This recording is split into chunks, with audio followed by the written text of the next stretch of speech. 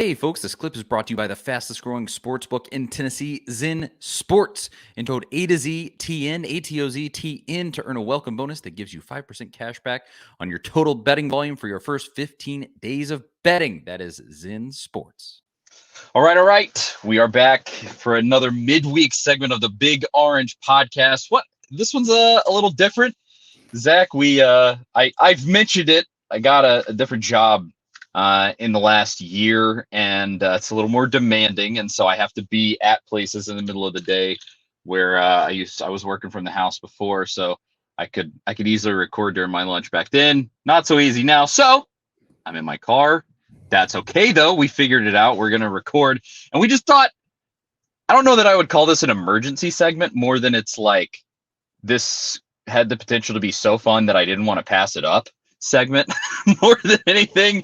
This cheating scandal, man, with Michigan, Tennessee has somehow found itself wrapped into this nonsense. I don't know, Zach. Do you have like the full rundown of kind of the details here? If you don't, we can just try to kind of recount it. Yeah, I mean, But I got most of it down, right? Like we've heard about this sign stealing scandal the past week or so, and basically a Michigan staffer was buying tickets, going to games, which you're not supposed to do. You're not supposed to scout off campus. You can kind of steal signs based on TV copy and what you see with your own eyes during the game. And it's kind of like the Astros thing in a little bit of a way. They were trying to bend the rules a little too much. You know, some people steal signs. I think pretty much every college team does to some extent. But this guy was buying tickets, going to games, transferring tickets, a lot of shady activity. We learned that he did indeed go to a Kentucky game or transferred the ticket to somebody that went to a Kentucky game or Tennessee-Kentucky game last season, facing the Tennessee sideline just in case Michigan played Tennessee in the playoff. I think he was going to go to the Vanderbilt game as well, or might have. At that point, Tennessee had been knocked out of the playoff by South Carolina. And, I mean, that's kind of why we're here, right? As soon as all of this sign stealing stuff started popping up, that Tennessee was involved in it a little bit because of, you know, this guy going to scout their games. Some people started throwing the conspiracy theory out there that maybe, just maybe, Michigan shared some of that information with maybe some opponents Tennessee played. I mean, who'd they play after that Kentucky game? Missouri, which we haven't really people haven't really talked about that game a lot, but that first half was pretty sketchy. I think Tennessee had like a slim lead at halftime. They kind of took off in the second half, but that first half was a little touch and go, which was the week after the Georgia loss, I believe. And then obviously the South Carolina game after that. You know, we all know what transpired. So the theories are out there. I don't know how you feel about, you know, did Michigan steal or assist South Carolina to knock Tennessee out of the playoff? I mean, there's a report that says it might be possible. Yeah, I tried to save a couple of tweets, and I got to find them here of just the rundown of the circumstantial evidence that's kind of linking South Carolina here. Let me see if I can get it pulled up. But yeah, I mean, it is more or less that. Well, you can start here. So Beamer got hit in the past. He was fined. Yes. So in 2014, and I remember when all this happened, a former Wake Forest assistant turned radio analyst. I can't remember the circumstances around why he did this, but he shared game plans with ACC schools. I think Louisville was one of them. And 2 years after the fact, we find out that he had called up Shane Beamer, whom he knew, and gave him some of Wake Forest plays. Beamer got fined, docked $25,000 in pay. He was at Georgia at the time. Of course, Shane Beamer denied. Like, he got this information. This guy just called him up the night before Wake Forest and Virginia Tech played, and he just gave Shane Beamer this information. Beamer did, you know, kind of tries to play like he didn't request it, but he took the information, but he didn't tell anybody. He didn't tell anybody at Virginia Tech, he says. And that's the famous game where Frank Beamer's celebrating, was it's 0-0 and they go into overtime. I think Wake Forest won that game like 6-3 or something, but we know for a fact that Shane Beamer is kind of into that kind of stuff, right? Like, you know, he's a schemer. Yes. He's, yeah. I I mean, in general, I think you could say there is evidence to suggest he is not above this. You can Correct. start there. But then this is from Austin B on Twitter, who's just a Twitter friend. We need to get him on the show. He has a podcast of his own. But he said, here's the full recap. Connor Stallions filmed Tennessee and Clemson sidelines for calls. And that's for Michigan. And then South Carolina was unstoppable in wins versus Tennessee and Clemson. Not totally true versus Clemson. They barely beat Clemson. I believe it's a come from behind thing. But still, unstoppable versus Tennessee. And then Beamer was fined $25,000 for accepting leaked game plans back in the 2010s. Reports say that Michigan may have leaked their information to another team to help their playoff chances. Now, this came from John Bryce at Football Scoop, and that he just said that sources indicated that Michigan had possibly provided that scouting information to other teams. And then here, this is Austin B's tweet again. He said, South Carolina's defensive coordinator was Harbaugh's DB coach in 2009. Another little circumstantial piece there. And in South Carolina, Clayton White, I believe, is that guy. Yep. And then this one, I think, this one doesn't fly with me, but he says South Carolina's entire defense wore wristbands for the Tennessee game, the only game that they did that for in that year. I actually zoomed in on those wristbands last night just to see. Let me see if I saw the photo. What was said on, because I watched a little bit of the game last night, and I'm sure we'll get into that in just a second here. But where's my photo at here? It's tough to see, but there were some words on it. It said overbook, away gray, oaky navy, bench mob green, field web green, and dolphin slide, and some of it's color coded. I don't know if that has anything to do with the colors that the sideline signal guys for Tennessee wear. I think it is green, light blue, and red. I can't remember exactly what it is, that the three guys that kind of signal stuff in over there, but nothing too damning there as far as evidence, but they did have those wristbands on. That is kind of a stretch, because that's pretty common.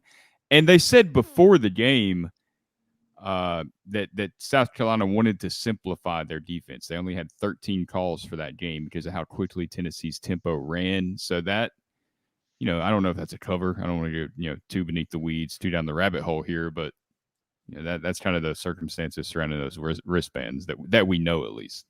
Yeah, so that's all kind of the evidence for. And then obviously Tennessee's got whipped up and down the field in that game by a South Carolina team that the week prior hadn't even scored an offensive touchdown. And they scored 8, if I'm thinking correctly, in that game against Tennessee. So that's the circumstantial evidence for South Carolina, potentially having participated in this nonsense.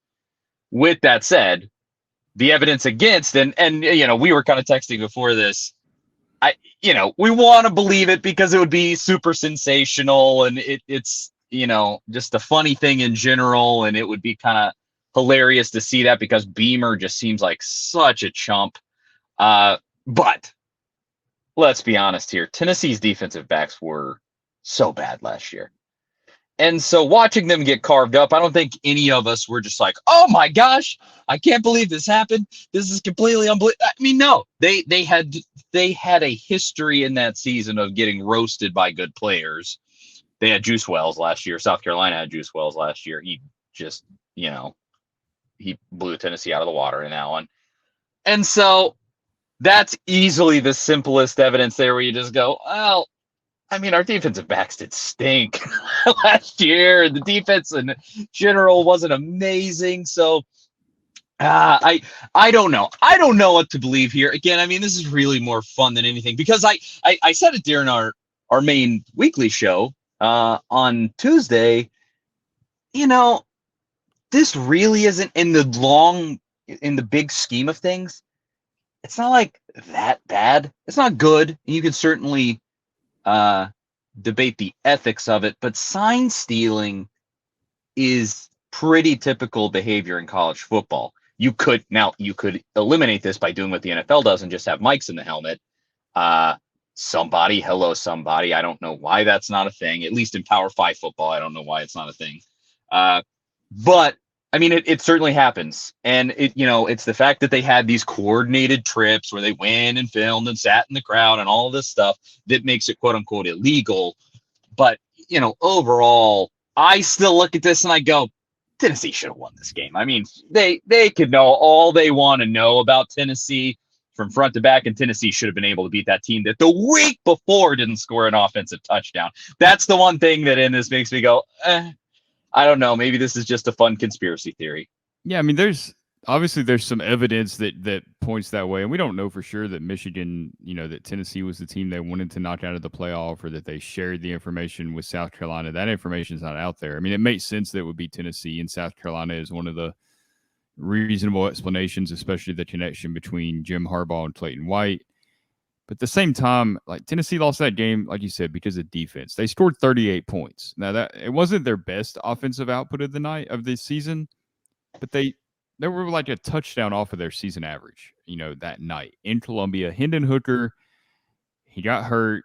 They scored some after that, but even before he got hurt, it wasn't his best game. I went back and I was watching a little bit of that game last night. I'd never watched any of that game since that night. Too painful. Yeah, too painful. It still sucks to watch it, knowing what happens and just the weird feeling around that entire game. But he wasn't bad. I mean, Hendon Hooker was still good, obviously.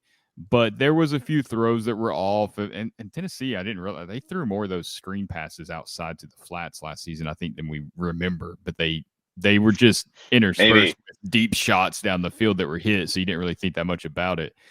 It's football season, and it's time to switch to Zen Sports, the fastest-growing sports book in Tennessee, changing the bonus game with their cash rewards program. When you sign up for Zen Sports with code A-to-Z-T-N, A-T-O-Z-T-N, earn a welcome bonus that gives you 5% cash back on your total betting volume for your first 15 days of betting.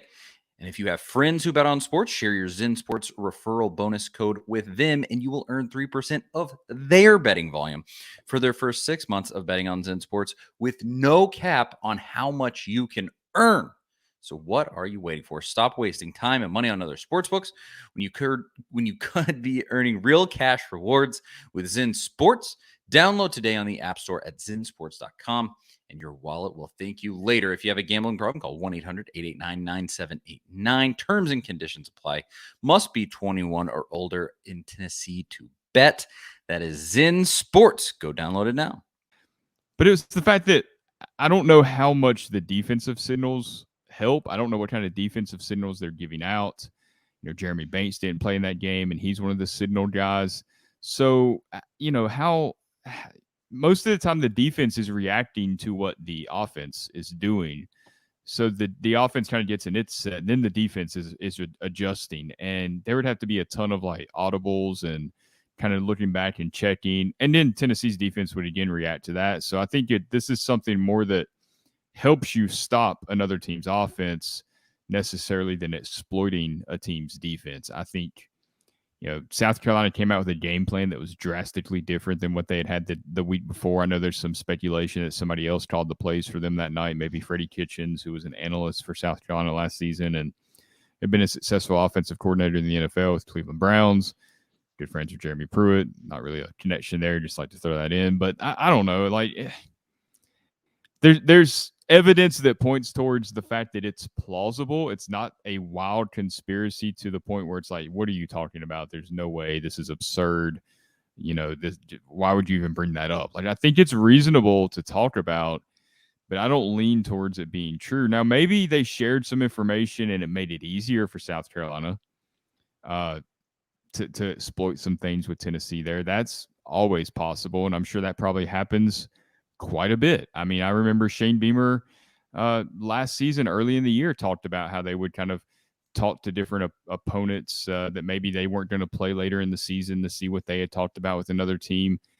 Maybe that plays into that a little bit. I don't know.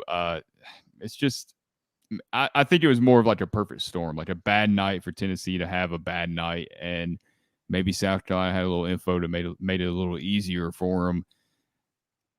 I'm with you though. I think Tennessee just lost that game because they, like Aaron Beasley said, like they thought they were going to walk in there and just win that game just by showing up, and Yep. it showed by the play on the field. You watch the defensive effort that night. Everybody outside of Beasley, we all remember the game Kamal Hadden had that night. That was the game where he kind of got on the bad side of fans, or really did get on the bad side of fans. Like the effort and the energy was not there that night. So it's not like they were playing lights out and had no answer and was doing everything they could. They just kind of looked lost that entire night. And Spencer Rattler played at a decently high level from there on, into the first part of this season. He's had some good games. He's kind of what's kept Shane Beamer afloat, to be honest. If we're being honest, kind of like Josh Dobbs did for Butch Jones. It's a very similar situation, I think. Yeah, I think that's exactly right. And we're definitely on the same page. I want to believe. I'm just not sure I can. Just because of all of the evidence against Tennessee in this case too. Now, I will say this. It's flattering for sure that Michigan was preparing for Tennessee like that. Honestly, that there was a pretty good chance they would have played Tennessee if Tennessee had pulled through that South Carolina game. And so, fair enough. But hey, you were right there enough that an eventual playoff team thought that they needed to spy on you to prepare to play you in the playoffs. So that's a fun element in this too. Now, as far as South Carolina goes, if you're seeing this, I think most people are just gonna laugh it off and say, haha, that's fine. And I don't think, I guess there is some potential we might find out one way or another if something happened. I don't think so. But if you're South Carolina, you're 2-5. You looked essentially non-competitive against Tennessee and Missouri. I mean, just got the doors blown off by Missouri. Lost to Florida. Almost won, but still lost. Maybe take a look around at some ways that you could get rid of Beamer without having to pay that buyout. And, is this one of them? I think you might need a little more evidence. But look, it feels like every day something new's coming out. So I don't think we're that's true this yet. I'm not saying this is going to end with Shane Beamer or somebody on his staff being caught red-handed, but I don't think we can rule that out necessarily, because there's college football message boards and college football reporters can uncover a lot of stuff. I think there's unsolvable crimes that they probably could have solved by now if they would have directed their energy at those. So we might see this, something else come out of this, and some more revelations pop up in the coming days and weeks. I hope we do. Yeah. It seems like the rabbit hole just keeps getting deeper and deeper and deeper with this. Here's the one thing real quick that I wanted to ask you, and I kind of mentioned when we were texting last night. If this turns out to be true, like we get confirmation of this somehow in the coming weeks, what's your feeling? Is it, thank God Shane Beamer's got caught, or you're laughing at him, or are you just enraged that Tennessee shot at the playoff? And who knows from there what happens once you get in the playoff? I don't think they were going to beat Georgia last season, but on a neutral field, if Hendon Hooker never gets hurt, I don't think you can say that they wouldn't win that game, because that's my feeling. My feeling, if this is true, is complete rage, because you can't go back to that. It's a great question. Yeah, if all of this turned out to be true, I think it would just end up being some of both. It would be kind of hilarious, and you get to really dunk on Beamer in South Carolina in that case. You'd be like, you can't even beat us without cheating. You could say stuff like that. But yeah, you would go back and be like, what in the world? Of course. Tennessee finally gets back to that spot where they're going to compete for a national championship. And what do they run into? Literal cheating. Yeah, it would be hard not to have kind of both of those feelings, laughing at South Carolina and being infuriated. I don't know. I don't know what I would do, but I do know this, and I tweeted it last night. If all of this did turn out to be true, it would be one of the finest days ever for Vol Twitter. Like that would be an all-timer. The way that they would be, for one, validated after have all this speculation right now, the way that they would be validated from all the speculation but then also just the heyday that they would have, because Beamer has become one of the main people that gets clowned on by Vol Twitter, and it would be an all-timer there. But overall, who really knows? The whole thing is just fascinating. Like I said, it's not an emergency podcast here, but one where we were just like, oh man, I just want to talk about this. It's just a funny thing. It's as of right now, it's a funny thing. Maybe it gets serious here in a minute. Who knows? But as of right now, I think we're just more information is going to have to come out before I'm fully convinced, more than it's just a fun conspiracy. Yeah. Here's the thing. Football Scoop, kind of reported that they think that Michigan might have shared this information. Whoever tipped them off to that or gave them that information knows a little more of the story than what they've put out there. Oh, yeah.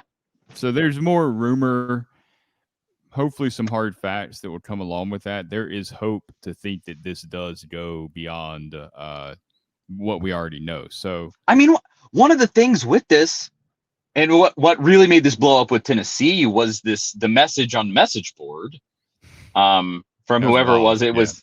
It was Arnie Palmer or something on the VolQuest message board. Instant legend.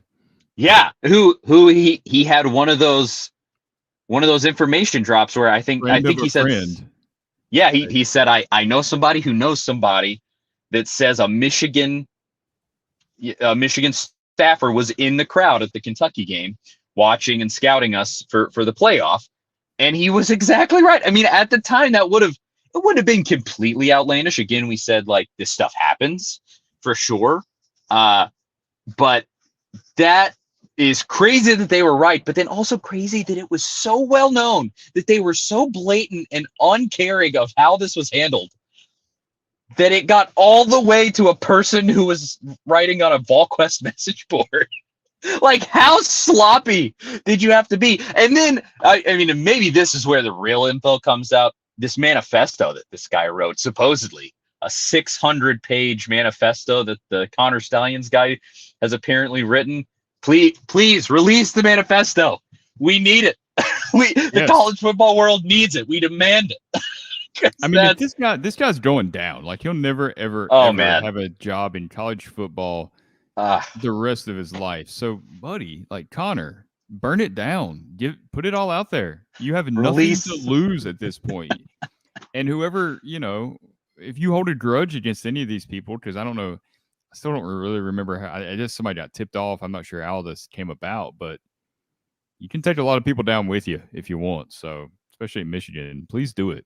And the funniest part about this with Michigan, I know Dave Portnoy from Barstool Sports, who nothing against him, but it's just been funny. He's kind of been celebrating this whole ordeal. It's like, it didn't even get you a championship. So it's not even like the Astros in 2017 where they got the World Series ring in their house. So like Alex Bregman is still wearing it around. Like, everybody knows it's kind of tainted, but he still has it.